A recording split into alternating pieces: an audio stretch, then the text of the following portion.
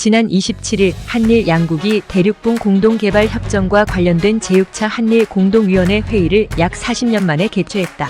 이 협정은 1974년에 체결되었으며 그에 따라 양국이 공동으로 개발하기로 한 지역인 칠광구는 석유 자원이 매장될 가능성이 있는 곳으로 주목받고 있다. 그러나 그동안 일본이 소극적인 태도를 보여 협정 이행에 큰 진전이 없었다. 이번 회의는 협정 종료 가능성을 약 9개월 앞둔 시점에서 개최된 것으로 협정의 연장 또는 종료에 대한 논의가 있을 것이라는 기대가 있었다. 그러나 양국은 이번 회의에서 협정 연장이나 종료에 대해 논의하지 않았으며 대신 협정 이행에 관한 폭넓은 사항을 논의했다고 밝혔다. 외교부와 산업부 국장급 인사들이 한국 측을, 외무성과 경산성 국장급 인사들이 일본 측을 대표하여 참석했다. 일본이 처음부터 공동개발에 소극적이었던 것은 아니다.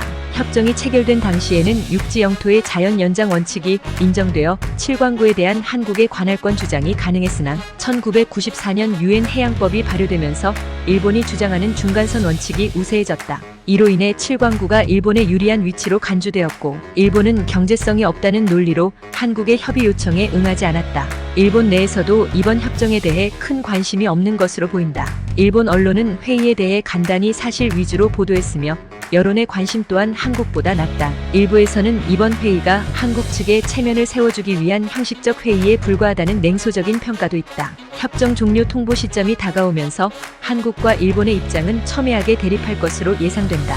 일본은 중간선을 기준으로 한 경계 확정이 공평하다고 주장하는 반면 한국은 협정 연장과 추가 탐사를 통한 경제성 확인이 필요하다는 입장이다. 전문가들은 이번 협의 재개가 한일 관계의 개선과 관련이 있을 것으로 분석하고 있으며 협정 유지가 한국에게는 최선의 선택이라고 평가하고 있다. 이와 함께 중국의 개입 가능성도 제기되고 있다. 중국은 이미 동중국해 인근에서 자원을 개발하고 있으며 협정 종료 후 칠광구에 대한 독자 개발을 시도할 가능성도 있다. 이에 따라 한미일 협력을 강화하여 중국의 확장을 견제하는 것이 중요하다는 지적이 나오고 있다.